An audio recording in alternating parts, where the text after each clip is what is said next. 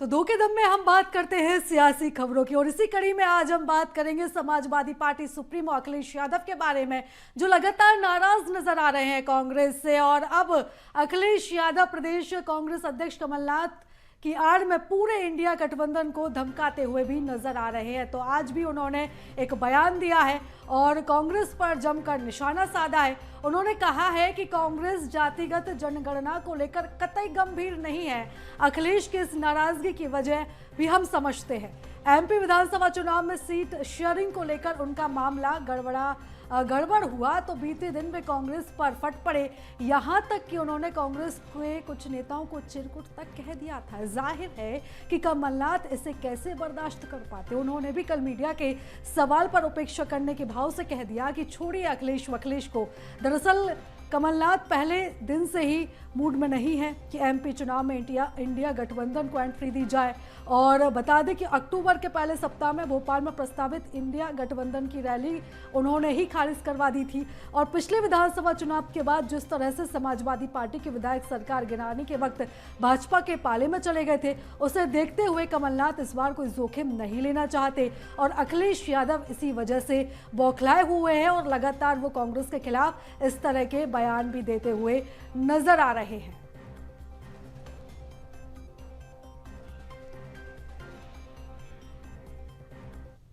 तो पूरा मामला आपने जाना और अब सबसे पहले आपको सुनाएंगे अखिलेश यादव के वो दो बड़े बयान जिसके बाद सियासत मध्य प्रदेश में और भी उग्र हो गई।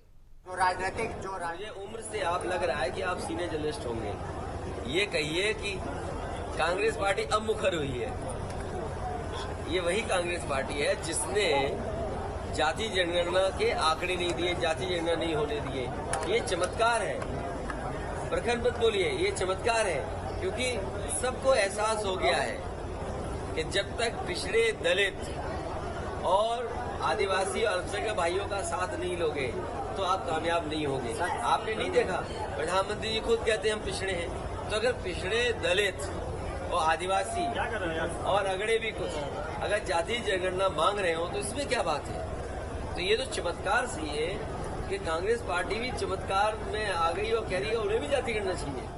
कोई दल क्या कह रहा है, इंडिया गठबंधन, हम ही कंफ्यूज हो गए होंगे। इसका मतलब अगर हम उन मीटिंगों में बैठे हैं तो हम ही कंफ्यूज रहे होंगे। इसीलिए जिस व्यक्ति के बारे में आप बात कर रहे हैं मुझे नहीं पता कि कांग्रेस पार्टी का कौन व्यक्ति इस तरह की बात कर रहा है। हमें तो ये लगा कि जब मध्य प्रदेश के मुख्यमंत्री जो रहे, पूर्व में कई बार मुख्यमंत्री रहे, वो रहे, उन्होंने मीटिंग बुलाई और पूछा समाजवादी पार्टी से।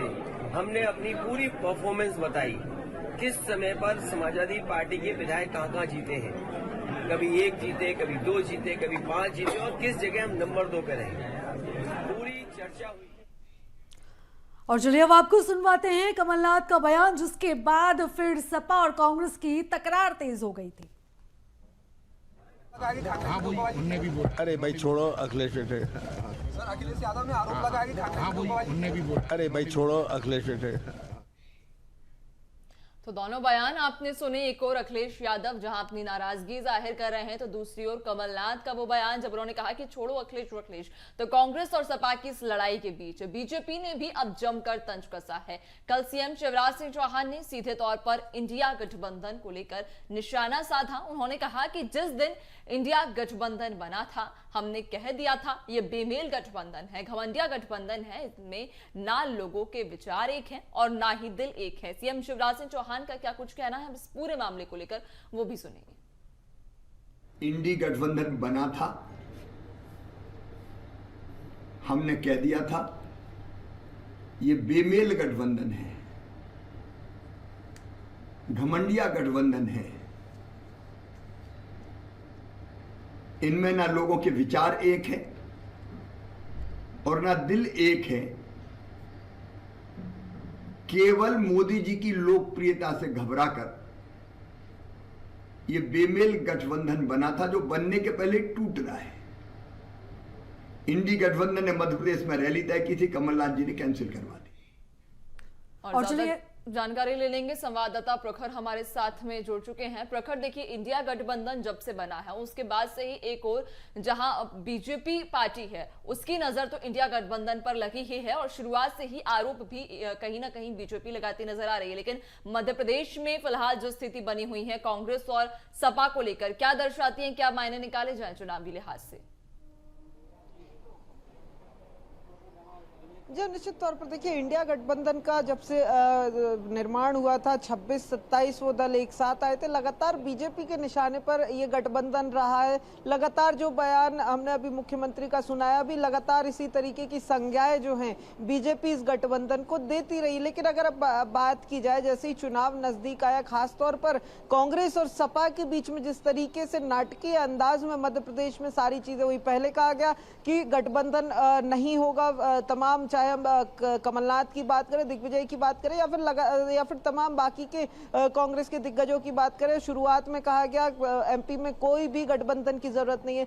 फिर उसके बाद समाजवादी पार्टी के साथ एक दौर की बैठकों का दौर भी शुरू हुआ, उनके साथ फॉर्मूले पर चर्चा हुई, 5 सीटों की शेयरिंग को लेकर चर्चा हुई थी, इस तरीके की खबरें सामने आई। और अखिलेश यादव खुद भी ये चीज मानते हैं कि उनकी बैठकें लगातार, उनकी चर्चाएं लगातार कांग्रेस के साथ हो रही थी। तो अब ऐसे में देखिए, लगातार ये गठबंधन को लेकर अलग अलग तरीके के जो स्थितियां हैं वो मध्य प्रदेश में पिछले दिनों बनती रही। और हालांकि अब जब अखिलेश यादव जिस तरीके से मुखर हुए हैं पिछले 2 दिनों में, अगर हम बात करें, चाहे मध्य प्रदेश से निकलकर जो गठबंधन है उसको मध्य प्रदेश की जो स्थिति है उससे जोड़कर पूरे इंडिया गठबंधन यानी जो लोकसभा का गठबंधन है उस तक जो कनेक्ट जिस तरीके से अखिलेश यादव के बयान कर रहे हैं, कहीं ना कहीं देखिए कांग्रेस चूंकि उस गठबंधन के सबसे प्रमुख दल है, एक सबसे ज्यादा सीटों वाला दल भी है गठबंधन का, तो ऐसे में कांग्रेस के साथ हुई मध्य प्रदेश में ये तकरार कहीं ना कहीं इंडिया गठबंधन जो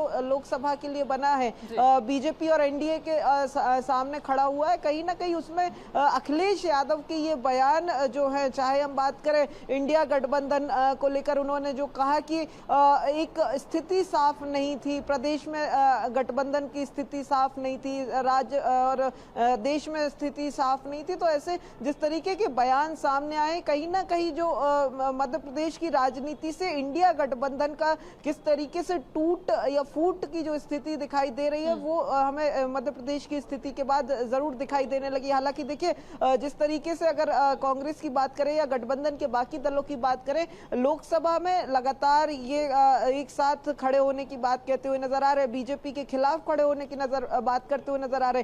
कल हमने देखा अखिलेश यादव खुद ये कहते हुए नजर आए थे कि बीजेपी एक ऑर्गेनाइज्ड पार्टी है, उसके सामने खड़े होने के लिए पूरी तरीके से ऑर्गेनाइज्ड होना पड़ेगा और गठबंधन में उस चीज की कमी है, इस तरीके का बयान अखिलेश यादव का भी आया था। तो बिल्कुल साफ हो जाता है। बिल्कुल प्रखर, देखिए, मध्य प्रदेश से शुरू हुई है लड़ाई जिसमें कांग्रेस पार्टी और समाजवादी पार्टी दोनों के बीच ही तकरार खुलकर नजर आ रही है। सीट शेयरिंग को लेकर दोनों ही पार्टियों में तकरार हुई, लेकिन अब 2024 के चुनाव में नजदीक है और इसी लिहाज से अब इंडिया गठबंधन भी बना था, तो कितना असर अब पड़ेगा?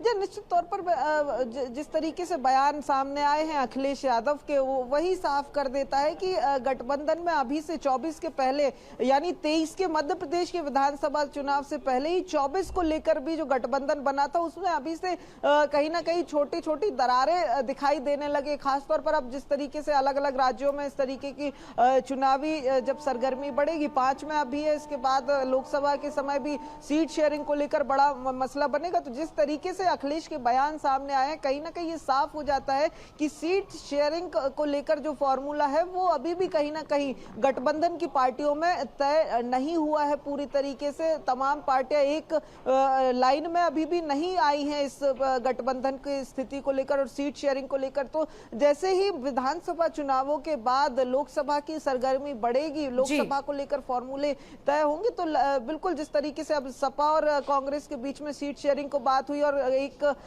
दरार दिखी, वैसे ही अब देखिए बिल्कुल उसी पैटर्न में हमें आगे भी देखने को मिल सकता है। जी बिल्कुल प्रखर, और जिस तरीके से अब ये अंतर्द्वंद बढ़ता जा रहा है, क्योंकि अखिलेश यादव इस कदर नाराज थे कि उन्होंने मीडिया से चर्चा के दौरान ये कह दिया था कि जिस तरह का व्यवहार हमारे साथ होगा उसी तरह का व्यवहार हम करेंगे, और इससे साफ जाहिर होता है कि किस तरह वो नाराज है कांग्रेस पार्टी से। प्रखर, फिलहाल तमाम जानकारी के लिए, चर्चा के लिए आपका बहुत धन्यवाद। आप हमारे साथ बने रहिएगा।